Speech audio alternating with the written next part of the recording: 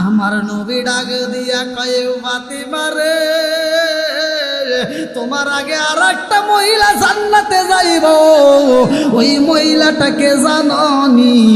বলে আব্বা গো সেই মহিলাটাকে? আমার নবী ডাক দিয়া কয় ফাতিমা ওই মহিলাটাই মদিনার একটা মেয়ে যার স্বামী কাঠ বিক্রি কইরা করিগুলো লাকড়িগুলো বিক্রি কইরা সংসার চালায়। ও ফাতিমা ওই কাঠুরিয়ার স্ত্রী আগে জান্নাতে যাইব।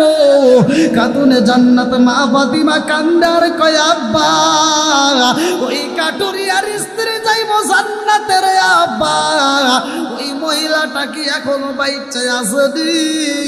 আমার নবী ডাকে দিয়া কই ফাতিমা ওই মহিলা এখনো বাইচে আছে। আল্লাহু আকবার। ফাতিমা ডাকে দিয়া কয় আব্বা গো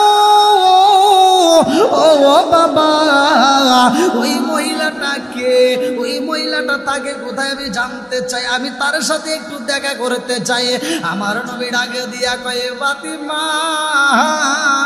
ওই মহিলাটার স্বামী কাঠের মা, ওই মহিলাটা অমুক জঙ্গলের ভিতরে একটা পুরে ঘরের ভিতরে পর্দার ভিতরে প্রবেশ করে থাকে। এইবার কাতুনে জান্নাত মা ফাতিমার মনে মানে না, ওই মহিলাটাকে দেখার জন্য পাগল হয়ে যায়। এইবার ফাতিমা ডাকে দিয়া কয় আব্বা রে সেই মহিলার জান্নাতে যাওয়ার সার্টিফিকেট নাই, অথচ আমার আগে যাইব আর আমার জান্নাতের সার্টিফিকেট আছে, আমি পরে যাব, আমি একটু তার সাথে সাক্ষাৎ করব। এই মহিলা কাতুনে জান্নাতে মা ফাতিমা ওই মহিলাটার সাথে দেখা করার জন্য রওনা দিছে। আল্লাহু আকবার।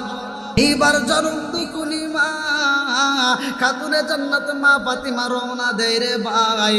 ওই কাঠুরিয়ার বাড়ির সামনে দাঁড়াইয়া সালাম দিয়া ডাক দিছে আসসালামু আলাইকুম ইয়া আহলাল বাইত। ঘরের ভিতরে কেউ আসেননি?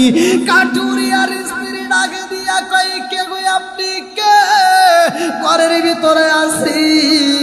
এইবার খাতুনে জান্নাত মা ফাতিমা বলে আমি হইলাম রহমাতাল লিল আলামিন নবীর বিটি খাতুনে জান্নাত মা ফাতিমা। জোরে জোরে কন্যা সুবহানাল্লাহ। ও ফাতিমা তোমার নাম শুনছি গো, আমি তোমার নাম শুনছি কিন্তু তোমারে দেখতে পারি নাই। এইবার ফাতিমা বলতেছে ঘরের দরজা খুইলা দাও, আমি একটু তোমারে দেখতে চাই। এই কাটুরিয়ারে